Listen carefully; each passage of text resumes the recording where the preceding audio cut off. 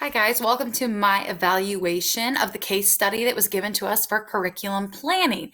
This was quite a large case study and incorporated a lot of many different facts. So I have gone ahead and kind of categorized them from our section that was given to us on the rubric. So people that are involved would be Kim. She's the administrator that works in a very large metropolitan area in the Rockford City School District that's 7th and 8th graders.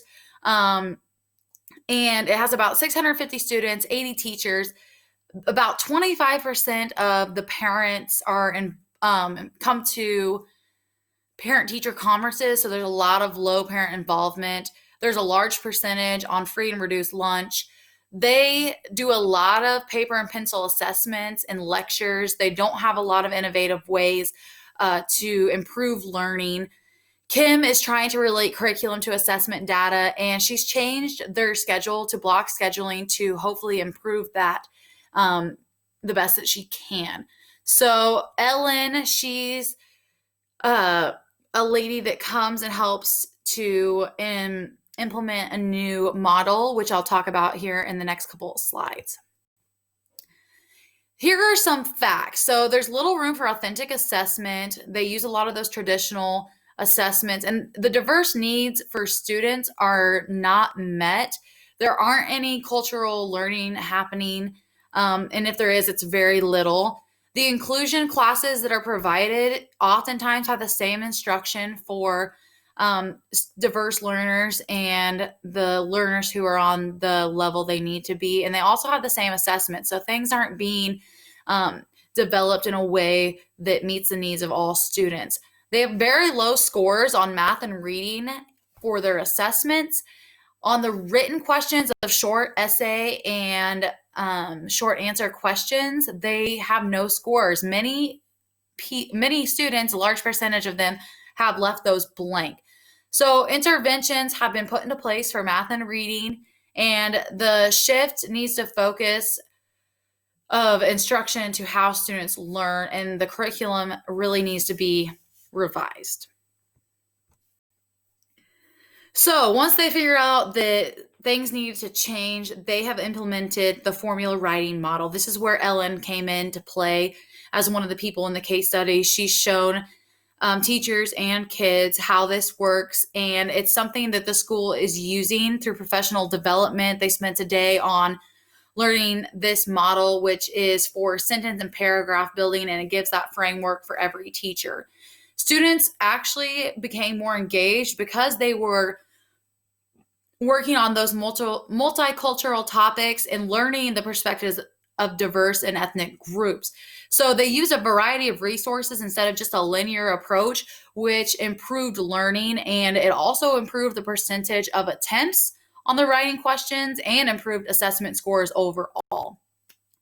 There really weren't any legal or ethical issues, in my opinion. I think Kim is trying to do the best that she could for the interest of her students and their success.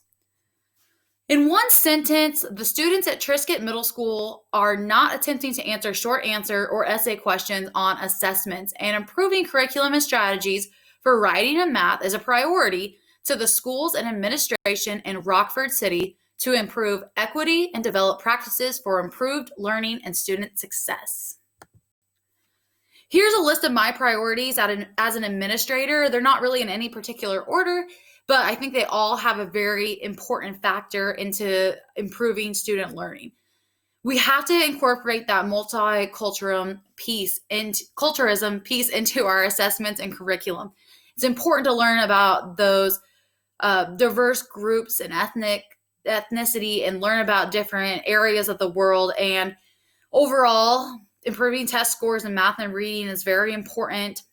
We need to incorporate the formula writing model into our curriculum and generate new and fun activities to build those writing skills. We should transfer more from traditional assessment tools to authentic assessment tools. We need to differentiate instruction for the diverse needs of students. It doesn't seem like that's happening in our school. We need to have continual professional development and support and evaluation for administrators. Collaboration among all stakeholders is also key, and evaluate, develop, and implement high quality and equitable academic and non-academic instructional practices resources, technology, and service. Here are the 5 options that were given to us in the case study, and I went to elaborate them on the following slides.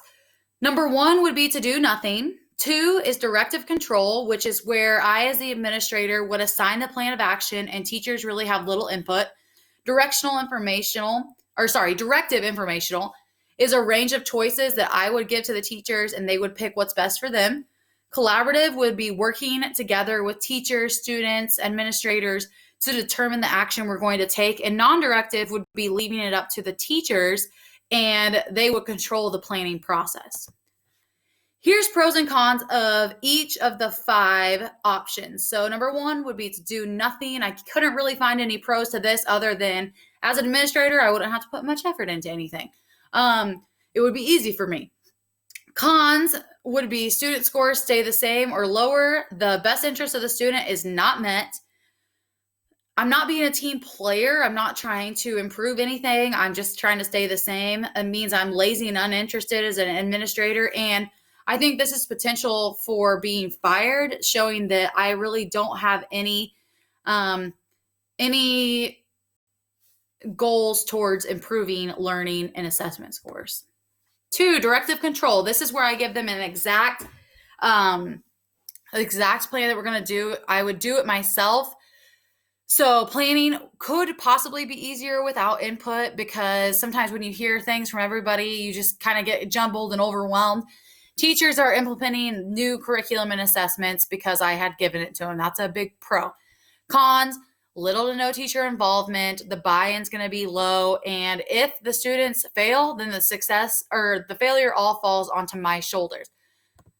Number 3 would be directive informational. This is choice for the teachers of a list of different things they could do. The students could see different strategies, which would be a pro and a con, I think.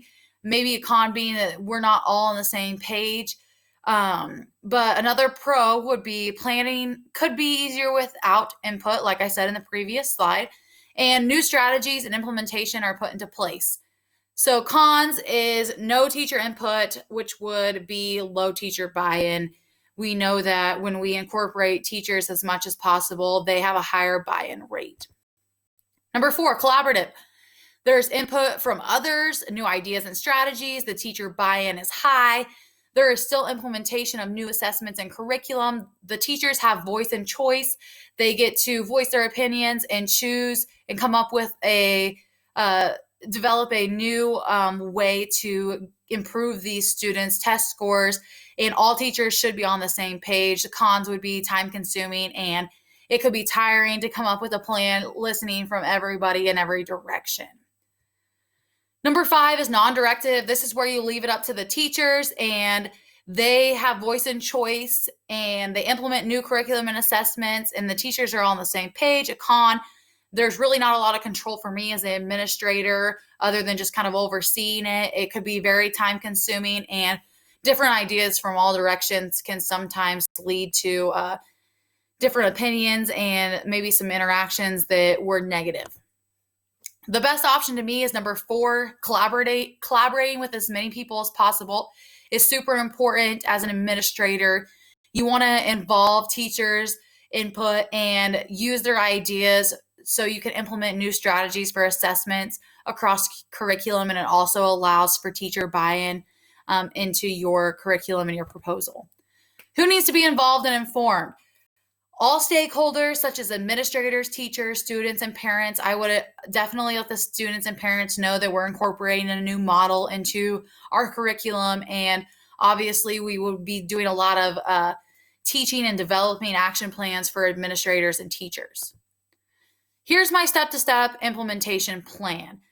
So the first thing I'm going to do is to inform stakeholders of the formula writing model implementation and what it is, how we're going to do it. 2 would be create a committee for strategy and assessment, brainstorming, and review. And we would collect and review data from our previous assessment scores and our grades from all our students. And we would kind of talk with each other about what that means and how we're going to improve. So brainstorm those ideas. Then once we come up with our overall plan of what's really important to us, we would have some professional development for the formula writing model. We would implement it.